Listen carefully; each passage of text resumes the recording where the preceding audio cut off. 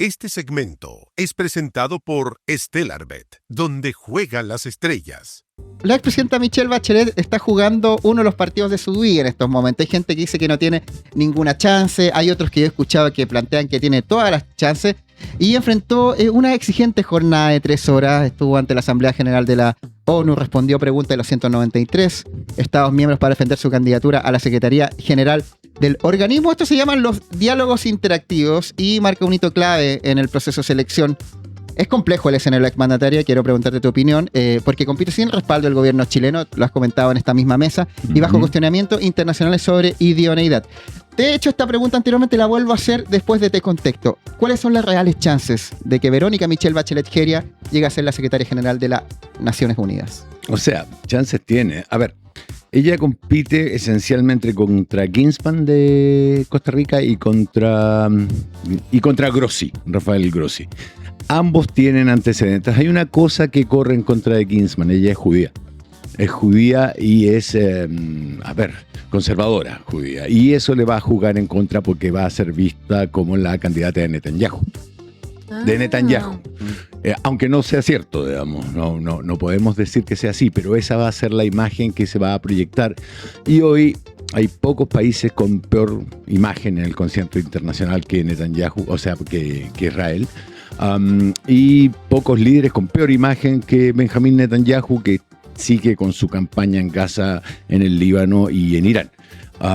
Entonces el competidor más cercano sería Grossi, pero dado que Michelle Bachelet tiene un pasado dentro de la Alta Comisión de los Refugiados y en Derechos Humanos y en los Derechos de la Mujer, ella probablemente va a contar con el apoyo de Asia completo, que hoy día ve cómo Benjamín Netanyahu está alterando el plan y el plano de toda la zona, el mapa.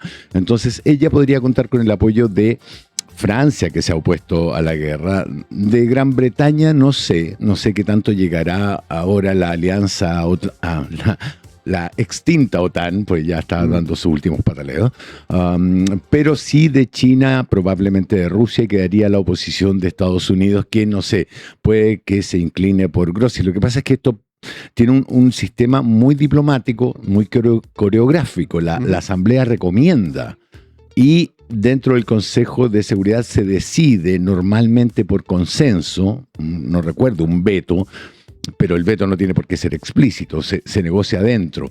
Veamos, porque Estados Unidos está hoy en minoría, salvo por las alianzas tácticas. Probablemente a Rusia le conviene una alianza con Estados Unidos, porque ambos comparten esta idea autoritaria de que la fuerza vale más que el derecho.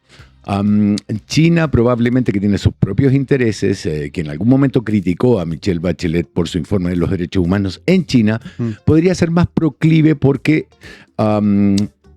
es socialista, se educó en la Alemania Oriental, tiene una sensibilidad diferente y no se tendría que enfrentar con Grossi, que es conservador, y con Ginspan, que evidentemente a China no le conviene por las alteraciones. O sea, China está al lado de Irán, depende de Irán en un 15% en materia energética y de algunos fertilizantes y minerales. Entonces, que Israel le vaya a armar, le vaya a desordenar el gallinero en su patio trasero es algo que China no creo que quiera soportar. Después de latero análisis, yo creo que tiene posibilidades, porque además cuenta con Brasil y México, los dos factotum de las relaciones internacionales en Latinoamérica. Eso ya es un buen antecedente. Pero Rafa, el posible veto de Estados Unidos, porque hay legisladores del Partido Republicano estadounidense que le pidieron, particularmente al secretario de Estado Marco Rubio, que la vetara por 2 razones. Uno es por su informe cuando fue alta comisionada de Derechos Humanos sobre China, que yo recuerdo ese informe, fue dura, pero no sé, quería más aún reproche a lo que está pasando. Y por otro lado, su postura frente al aborto, que no podían entender que alguien que estaba postulado a ese cargo estuviera a favor del aborto, y ella tuvo ahí una frase que quedó y fue titular en muchos medios, que siempre estará con las mujeres. O sea, no va a cambiar esa postura por el posible veto de Estados Unidos. Y ahí yo quiero preguntarte, ese posible veto de Estados Unidos está sobre la mesa de una manera importante, ¿no? Esa es la mayor el mayor escollo que tiene que sortear Verónica Michel para llegar al cargo al que aspira? Sí, sí es el mayor obstáculo, pero en Estados Unidos existe la ley Wade versus Roe, el que legalizó a nivel federal el derecho al aborto. Eso puede ser motivo de preocupación para senadores o legisladores republicanos, pero para el resto del país es otra cosa y hay que... A ver, que lo que pasa es que la postura de Trump tiene varios juegos, digamos, con sus legisladores, con su opinión pública, con los legisladores de ambos bandos, con la opinión pública y con las relaciones internacionales. Probablemente, como ocurre en Chile, las relaciones internacionales al ciudadano medio de Estados Unidos importan un carajo. Pero, o sea, de hecho, le importan un carajo. La guerra en Irán está provocando una gran oposición por el precio de la benzina y porque se muere gente estadounidense allá. No por cómo se modifica el plano o el mapa de Oriente Medio, un poco más también, sino por su problema interno. Las relaciones con sus propios legisladores son sumamente utilitarias en el caso de Donald Trump. ¿Tú recuerdas que a Marco Rubio en la pasada elección de Trump, cuando todavía no había llegado al poder, lo humilló de una manera espantosa?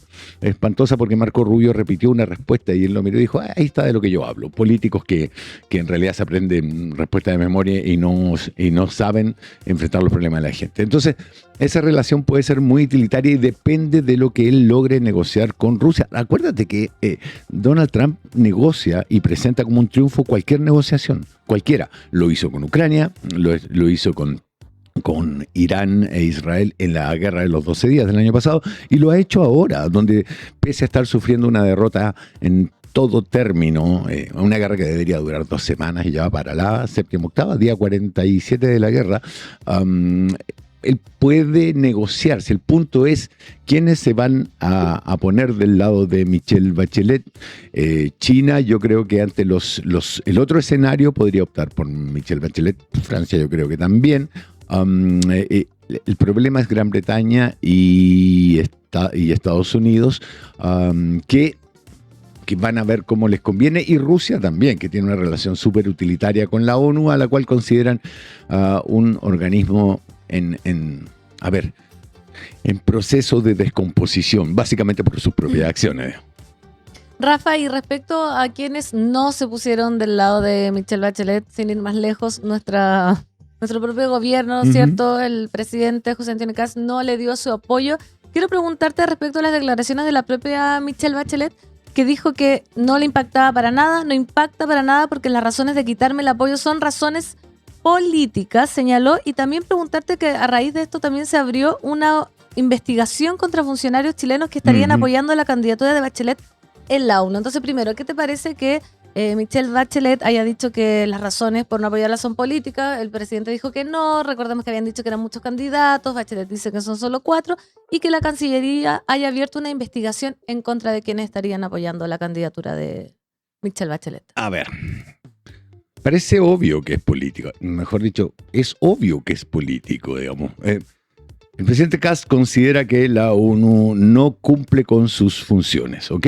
No, dice que debería intervenir de una manera más decisiva y citó el caso de Haití, donde, dicho sea paso, la única intervención en los últimos tiempos que tuvo efecto fue de la ONU, con Chile participando y con un señor Juan Gabriel Valdés a cargo de la MINUSTAH, la Misión de Naciones Unidas para Asistencia a Haití. Entonces, el que la ONU está en un proceso súper complejo es una realidad innegable. Está en un proceso súper complejo porque los amigos de Kast la han puesto en un escenario súper complejo. Por ejemplo, Donald Trump e Israel. Por otra parte, Michelle Bachelet dice que la ONU está bajo una presión nunca antes vista y que debe mejorar sus aspectos de gestión y eficiencia en terreno. ¿Están de acuerdo? Básicamente están de acuerdo en que la ONU está en serios problemas. Entonces, ¿por qué no respaldarla? Por razones políticas, porque ella no concuerda conmigo en la manera de ver el mundo y de ver el rol de la ONU, que se plantea como una fuerza de moderación, pero no moderación para todos, digamos, le reserva a los 5 miembros del Consejo de Seguridad el derecho a veto, porque ganaron la Segunda Guerra Mundial, ya conversamos de esto la última vez, ¿se acuerdan? Entonces, la ONU tiene un poder limitado de acción. ¿Tiene que mejorar? Sí. La respuesta es, ¿hacia qué lado la vamos a mejorar? ¿Hacia una fuerza interventora o un mero observador del asunto?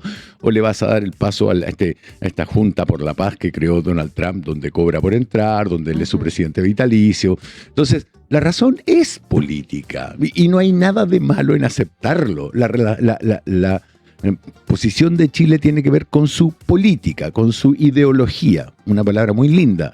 La forma... el conjunto de ideas con que tú analizas la realidad. Yo creo que negarlo es simplón. Es dividir el mundo en tontos y más tontos, digamos. Y evidentemente es política. El punto es que el presidente dice que no se va a oponer, que no va a jugar en contra. En cuanto a que haya funcionarios de la ONU, de la Cancillería participando en esto, bueno, si lo están haciendo en su hora de trabajo, están desobedeciendo una orden directa. Si no, es parte del derecho que ellos tienen como persona. En ese caso se puede arguir también que son representantes de Chile a tiempo completo. Pero en Chile hemos visto que a los ministros se les permite participar en campaña política después de su hora de trabajo. Digamos, tomemos una decisión al respecto. A ver, las reparticiones públicas actúan con algún grado de autonomía. No sé si vieron esa lista donde calificaban de zurdo, Sí, más sí. zurdo. Un Excel que se filtró. El gobierno dice yo no tengo nada que ver. Entonces la responsabilidad recae sobre los que elaboraron la lista y mi pregunta es, si el gobierno lo considera ilegítimo, ¿va a sancionar a esas personas? Debería sancionar también a Cancillería, a no ser que las otras personas digan lo hicimos fuera de nuestro horario de trabajo, y el gobierno va a decir ya, pero nosotros no estamos de acuerdo. Y lo mismo con Cancillería, corrieron un riesgo. El punto es que no es cualquiera, pues es el segundo de a bordo de la embajada ante la ONU.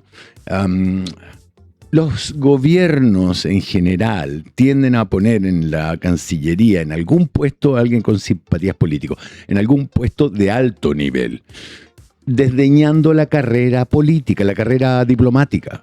Los diplomáticos están ahí porque llevan... Una persona entra a la escuela, a la academia diplomática, está 5 años más estudiando, no cualquiera llega ahí.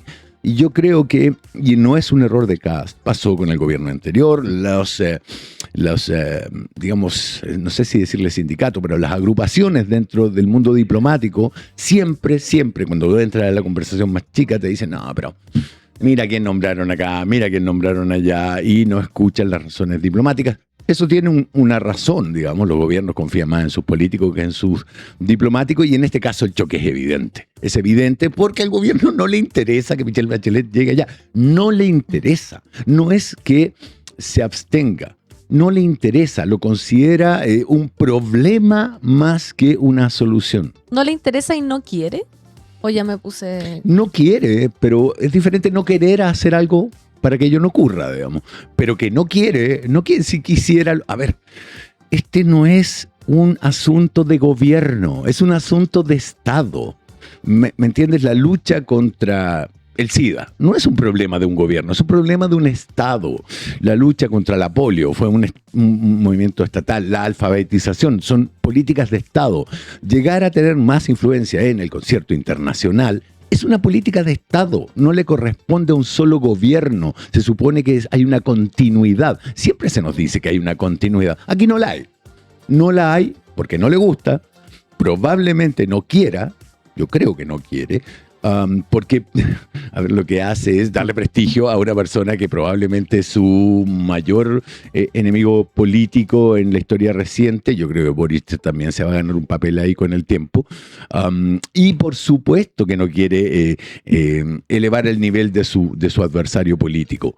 Pero la falta de visión, vuelvo a hablar de la mirada pueblerina, miope, es evidente, no tiene que ver con el gobierno de Chile, tiene que ver con el Estado de Chile llegando a esa toma de decisiones. Lo menos que uno le exige a un presidente es que tenga visión de Estado. Y en este caso, esa visión no existe. Es así de simple. Rafa, y en esa línea, bueno, el respaldo político y la agenda de la candidatura está siendo asumido por la Cancillería de Brasil, quienes han tomado la posta, la titularidad en esta defensa. Y ante eso, la exministra del Interior, Carolina Toá, dijo, voy a citarla textual, la postura que el gobierno ha tomado respecto a la candidatura de Michelle Bachelet es antipatriota. yo no sé, Rafa, tú conoces mejor la historia de las Naciones Unidas que yo. ¿Había otro caso donde una candidatura no esté apoyada por el país de donde la candidata proviene? Y también quiero preguntarte qué opinas de este concepto de antipatriota que pone sobre la mesa la exministra Toá. A ver, no recuerdo un caso donde el gobierno de su país no la haya apoyado. Probablemente existan, pero no sé si en la recta final. No sé si en este punto. Ahora, cuando la posta la toma Brasil, es una ventaja, no es un problema. A ver, ¿se acuerdan de cuando surgió el BRICS? Este movimiento de países, lo que antes se llamaba como no alineados, digamos. Brasil, Rusia, India, China, Sudáfrica. Exacto. Que son países que están al margen de las decisiones de la ONU, pero que son del Consejo de Seguridad de la ONU, pero que son potencias económicas, diplomáticas, militares en sus propias regiones. Digamos, Sudáfrica lo es sin lugar a duda. Bueno, India es hoy día el competidor más brutal que tiene China, imagínate, en cosas como la fabricación de autos eléctricos, que es uno de los portaestandartes del desarrollo chino, que por otra parte lleva la delantera en inteligencia artificial por lejos a todo el mundo. Después Rusia, bueno, ¿para qué vamos a decir? Rusia se da el lujo de atacar Ucrania, de invadirla, y lleva 4 años haciendo lo que quiere. ¿No son 4? Sí, son 4. Entonces, ese bloque es muy, muy poderoso, porque lo que está viendo la ONU es que o le da aire a su organismo máximo de toma de decisiones, o se va quedando al margen. Que lo apoye Brasil es una tremenda ventaja que solo pone... O sea, iba a decir en ridículo al gobierno de Chile. No, califica. Ni siquiera hablamos la misma lengua. Estamos en el mismo continente, no hablamos la misma lengua y la estamos apoyando. En términos internacionales, ¿es la candidata de Brasil de alguna forma para efectos, cómo decirlo, protocolares, diplomáticos? No sé cómo plantearlo, pero que sea Brasil el que la pone adelante, que tú dices, Rafa, y concuerdo contigo, que favorece la postura. Por ende es la candidata no de Chile, por ende de Brasil. Te digo, para efectos de verdad de los documentos protocolares internos. Sí, de Brasil y México, sí. Yo diría que en grandes términos podría ser la candidata de... O sea, es la de Sudamérica. Latinoamérica comprende un poco más al norte. Pero si tú sacas los gobiernos de derecha y extrema derecha, Milei, Kast, Bukele probablemente, que no sé si es de extrema derecha, es un populista, liberal, pero entonces yo no sé si ellos se han manifestado. Evidentemente Milei no va a apoyar a Bachelet. Para él, todo el que no piensa como él es un zurdo empobrecedor, lo cual habla de una limitación mental espantosa. Pero o de una falta de gente, digamos, tratar a todo el mundo que piensa diferente a ti de zurdo empobrecedor. Si no es producto de un bajo nivel intelectual, es de una forma perversa de ver el mundo, es una falla moral, digamos. En ese caso yo creo que es de Latinoamérica. De Brasil probablemente sí, o si quieres que lleve esa bandera, Brasil la convierte inmediatamente en su candidata.